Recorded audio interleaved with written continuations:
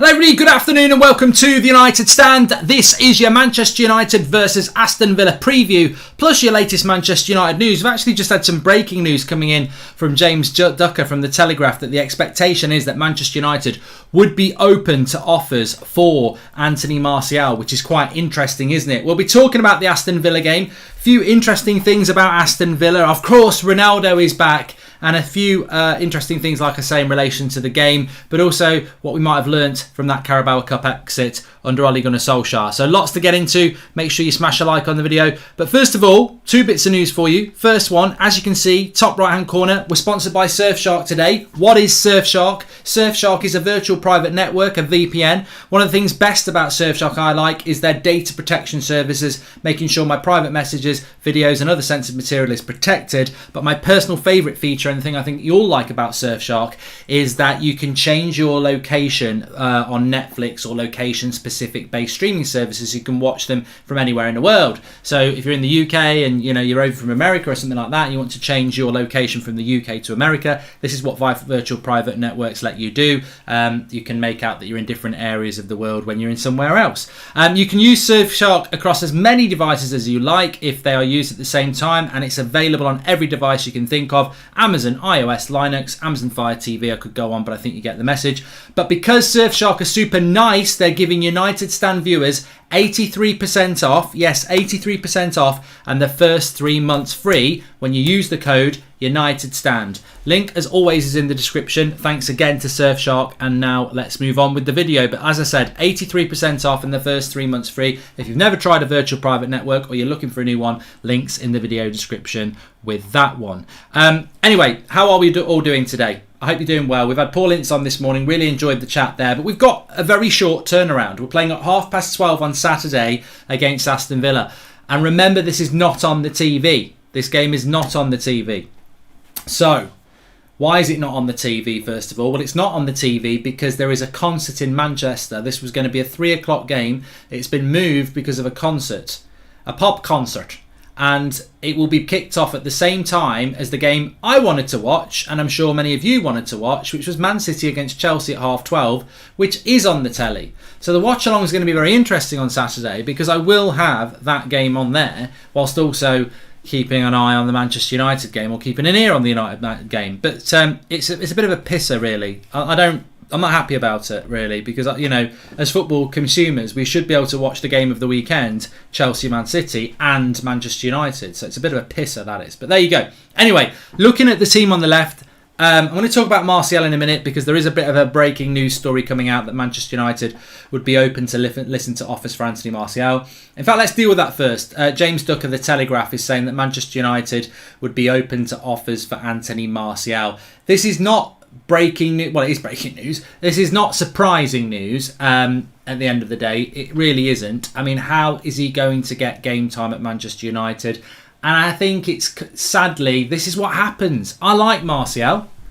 I don't actually feel that if Anthony Martial left tomorrow, what saddens me the most is the vindictiveness that exists in our fan base. Ruthlessness, they might say, but the reality is he has been a servant to the club.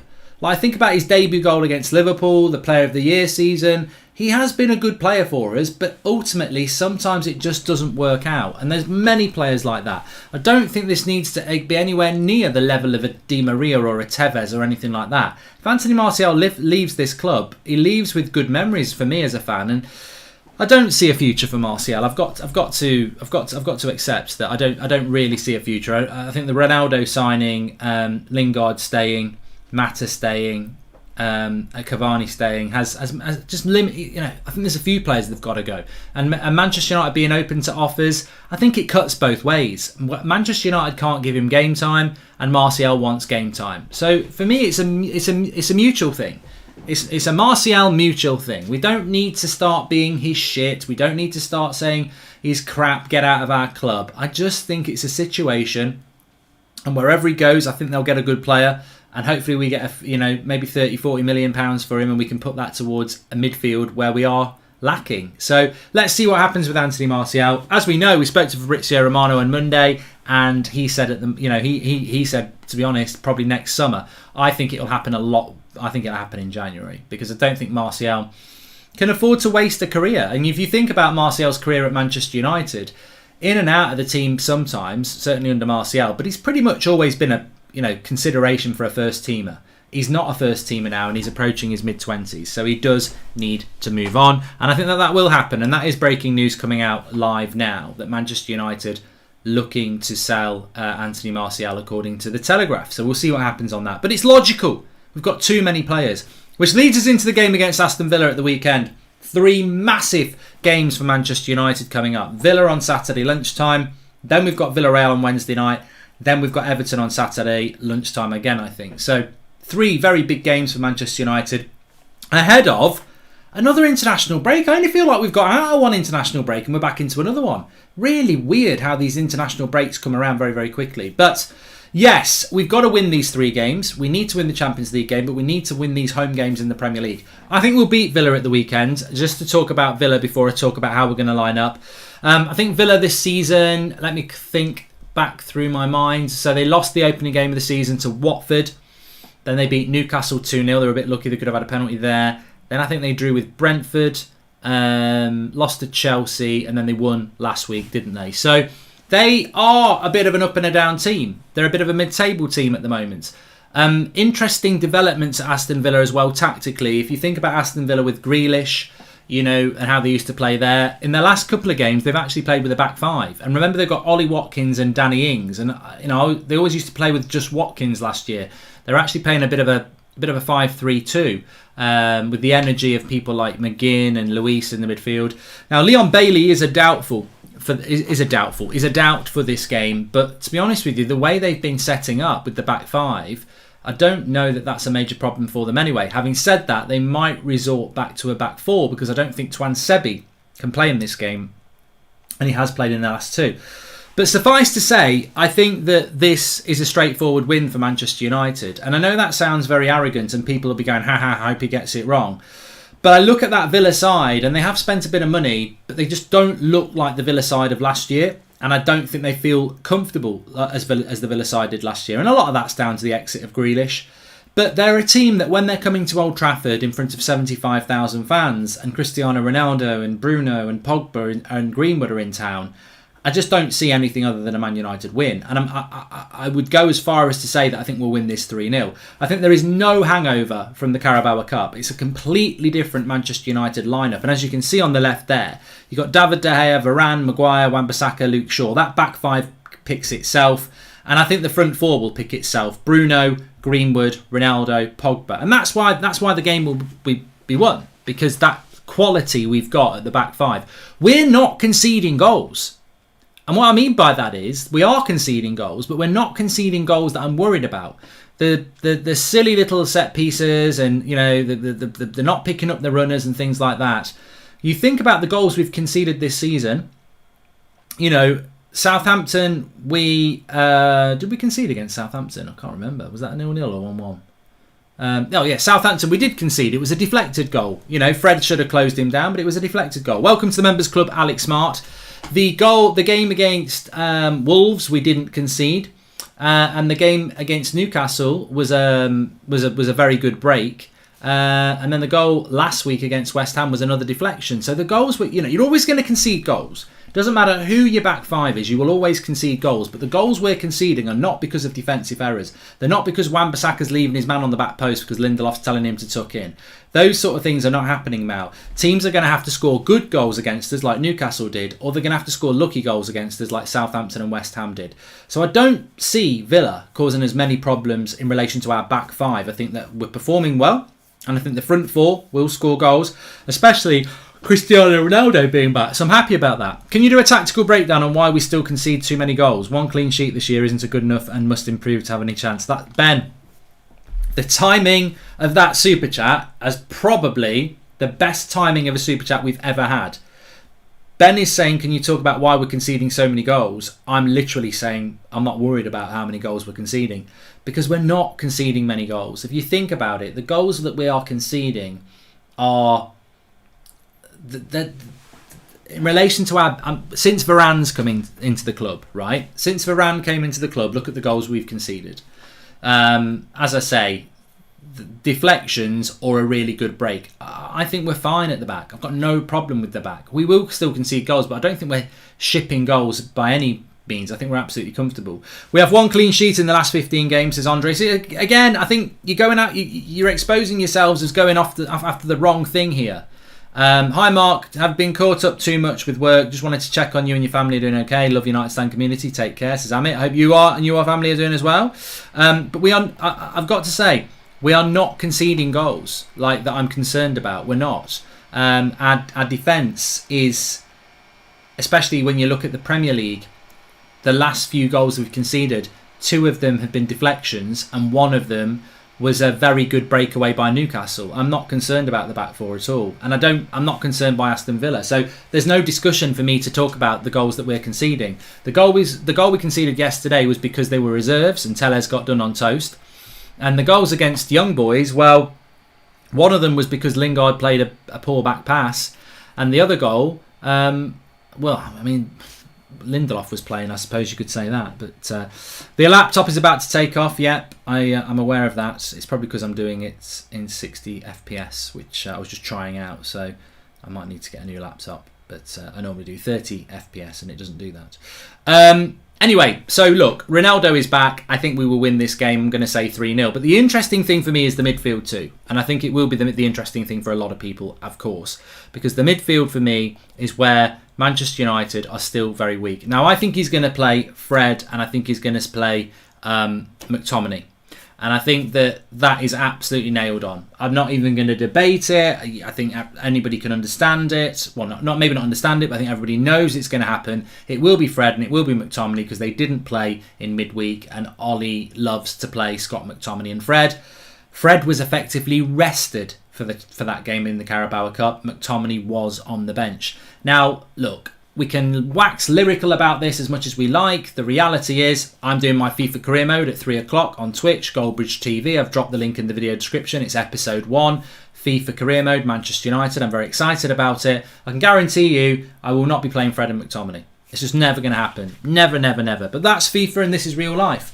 And when you look at real life, I look at the midfields this season, and granted, we've only played just over a handful of Premier League games, and I know it wasn't a Premier League game. What do you think the score will be, says Justin? I said 3-0, Justin. I look at that game last night in the Carabao Cup, and I look at Matic and Donny, and I just saw what I want to see. Donny as a box-to-box player. I heard people saying Donny runs here, there and everywhere, and he's got no positional sense. He was a number 8. That's why he's here, there and everywhere. He's playing as a bloody number 8. Like, pretend Fred is Matt. Well, actually, let's just do it. We don't need to pretend. We've got Donny here. And we've got Matic here, right? Now, when Fred and McTominay play, they play as a 2. Yesterday, what you saw is Donny's going this, because he's got the freedom to do it, and Matic will never do it. And Matic is just sort of like, like this, a C really. He's not going too far, he's just doing that. Cover and back, cover and back, cover and back. Whereas Donny's going back and forth, back and forth, back and forth, back and forth, back and forth. That's what he's doing. So, I like that. I like that combination, and I think it works really, really well. So I would love to see Manchester United do that. There's absolutely no chance that that's going to happen for Manchester United in this game at the weekend. It will be Fred and it will be McTominay. That's what's going to happen. What I would do, and look, I accept that maybe Nemanja Matic can't actually play this game, but what I would do, and I think that's because of this mistrust about whether he can actually do it, but I would do that. I would love to see that. I would love to see McTominay given a go as a CDM and Donny given a role as the number 8. We're at home to Aston Villa. McTominay and Fred at home to Aston Villa. I hear you ask. Or if you're not asking it, you should be asking it. Why are we playing McTominay and Fred at home to Villa? McTominay and Fred are the sort of 2 that you play when you're going to go to Liverpool or the Etihad. And you're going to have to defend a lot. This is Manchester United at home to Aston Villa with Ronaldo and Bruno and Pogba. And I think that we can be a little bit more expansive, especially with that back 4. I think one of the things that is really, really, really important to state is that when we bought Varane, most of us thought that's the end of McTominay and Fred. Now, McTominay and Fred, whatever you think about them individually or collectively, and I wouldn't sell either. I've always said that I wouldn't sell either. I think they're both valuable members of the squad. But what I will say about both of them is that they're both limited footballers. They're never going to be Kimmich. They're never going to be a Pogba. They're never going to be an Ndidi or a Declan Rice. They're limited footballers. We don't need two limited footballers in the midfield. We need one limited, a workhorse midfielder. And then you want somebody that's very good next to them. And that should be Pogba or it should be Donny. But it shouldn't be McTominay and Fred. And I think when we brought Varane in, it completed our back five. We've got a very, very strong back five. It doesn't need two workhorses in front of it. And I'm surprised that we've now got this amazing back five and yet we're still playing two workhorse players in front of it. And it will never work. It will never work long term because they just don't. Then neither of them are a standout player.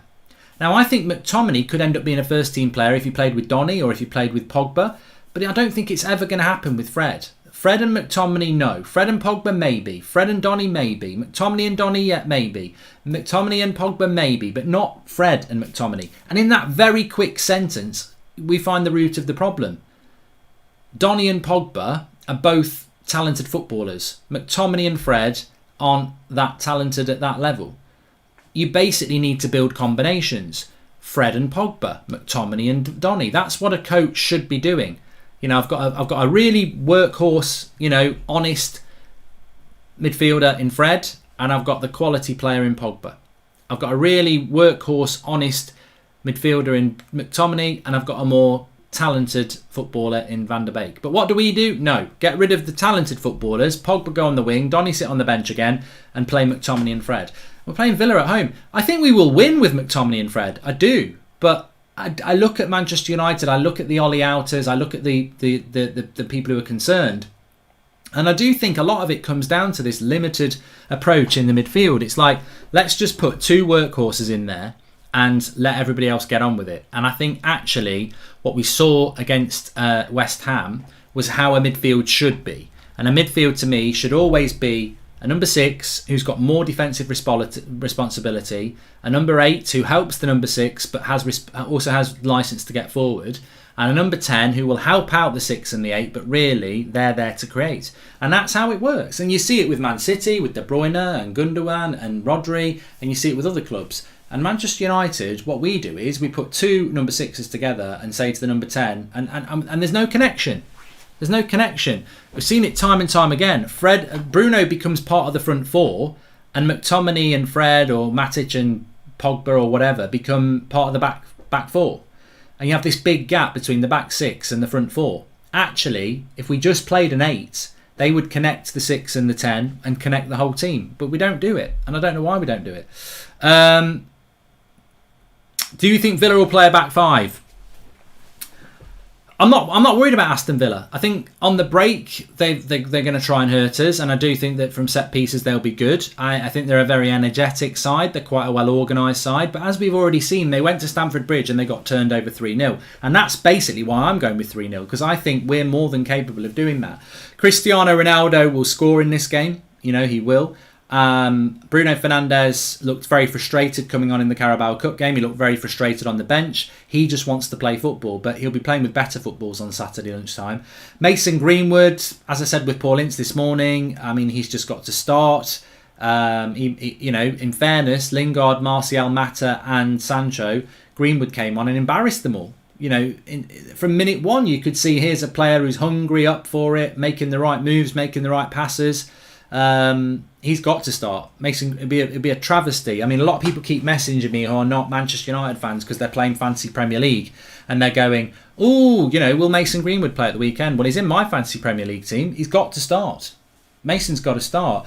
And I think Paul Pogba, we've not even mentioned Paul Pogba, but of course, obviously, I think Paul Pogba will play off the left unless he makes a real shock and goes and starts Lingard off the left and then plays Pogba with Fred, which he might do. We're at home, he might play Pogba in the midfield.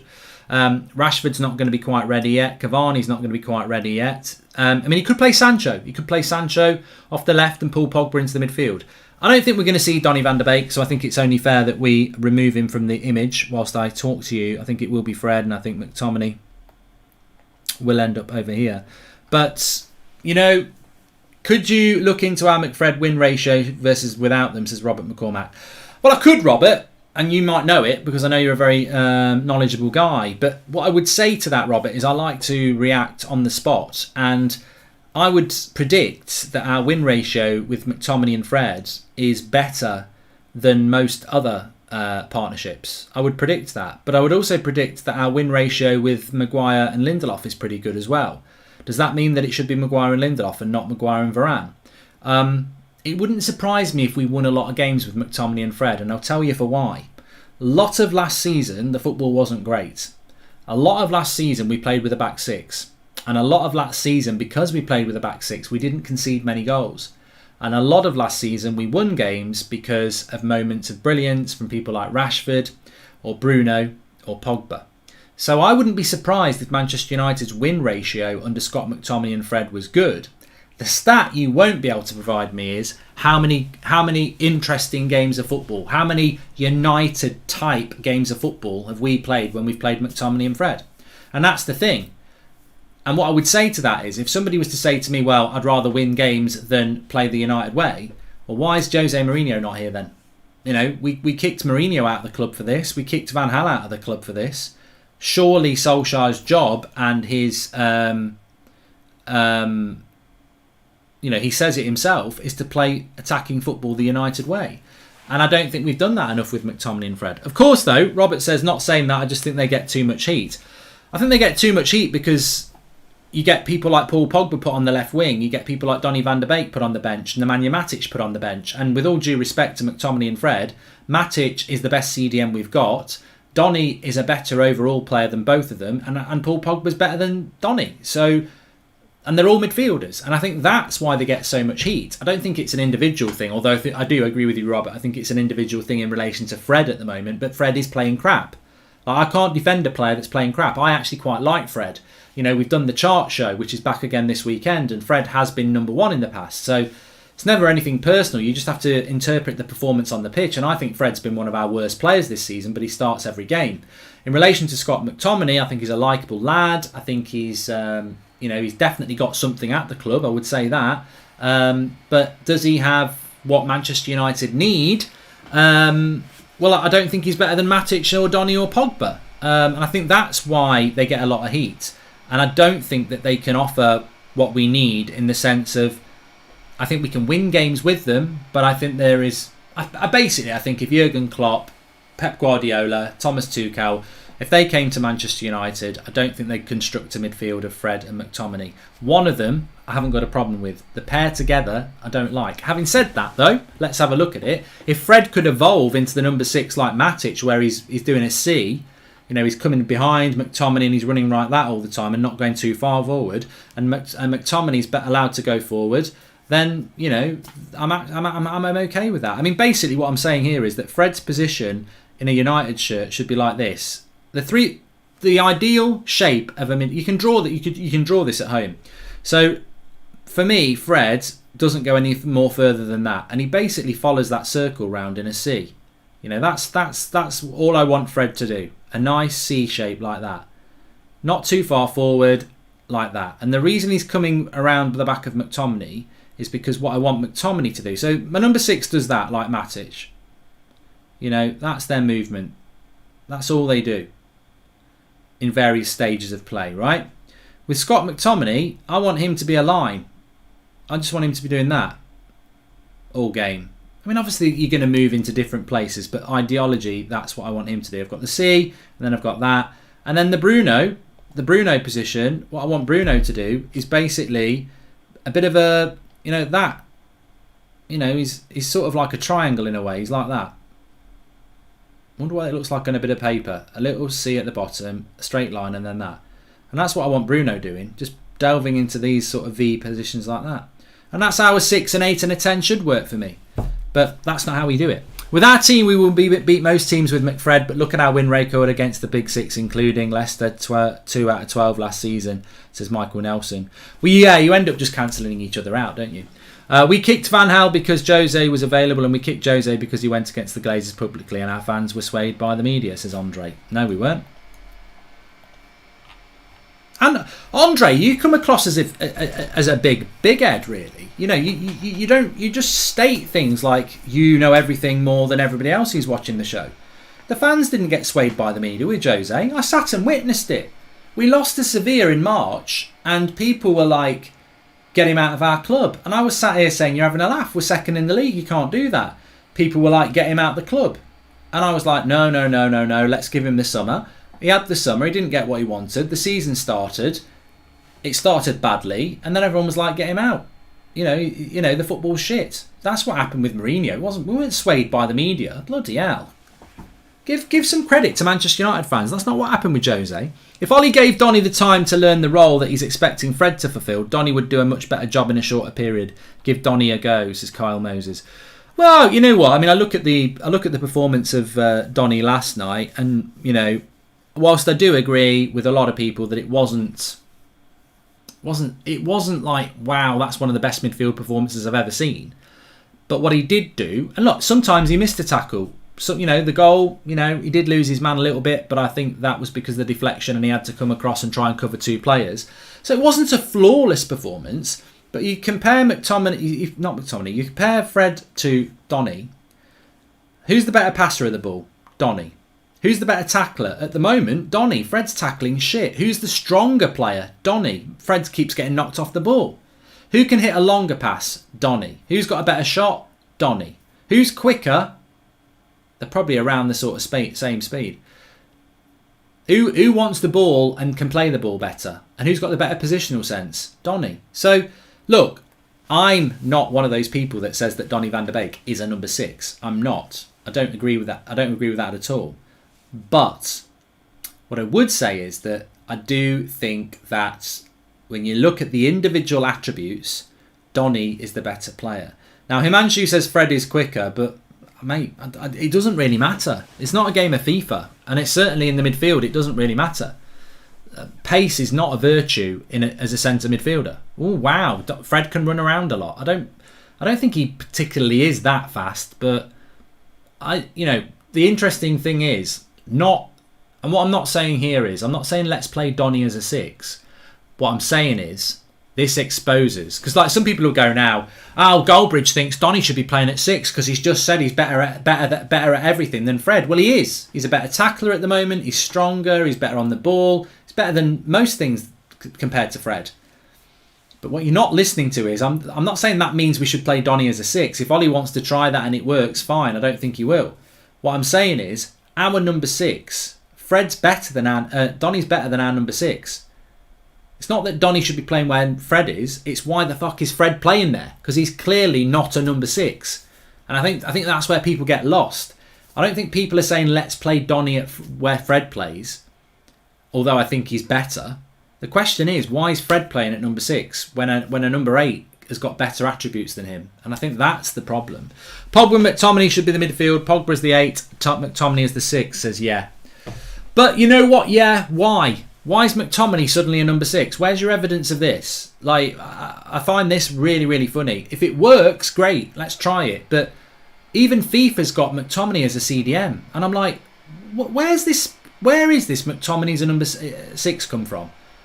Everybody always says about McTominay, myself included, the best games I enjoy McTominay is when he's running beyond Bruno, getting shots off, powering forward.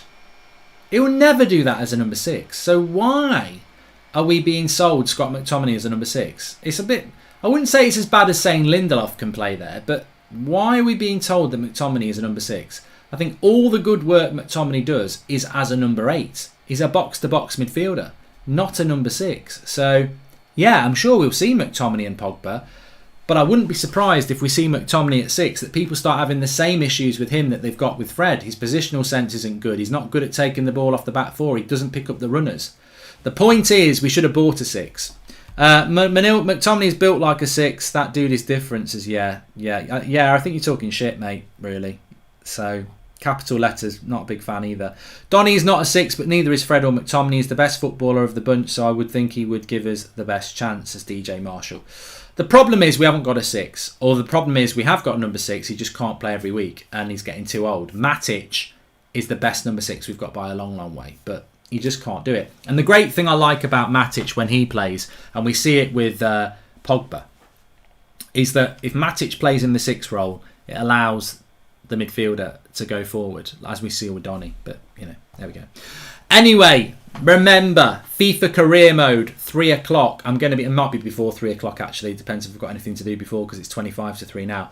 3 o'clock, FIFA career mode kicks off on Twitch. Links in the video description, Goldbridge TV, or I'll tweet it out at Mark Goldbridge. Episode 1 of Goldbridge FIFA 22, Manchester United career mode with Ronaldo. I can't wait. It's going to be, you've got to pump it up. So join me for that this afternoon, or you can watch it back if you're watching later. Links in the video description for that. The link is also in the video description for Surfshark, virtual private network. Links in the video description for that. First 3 months free, and then you get was it 83% or I can't read. I've not got my glasses on. Links in the video description for that. And thanks everybody for watching. We are back at 8 o'clock tonight. Get your score predictions in below, and I'll speak to you all in a bit. Hopefully you'll join me on the stream for the FIFA career mode, but if not, we'll see you a little bit later on in here. Speak to you in a bit.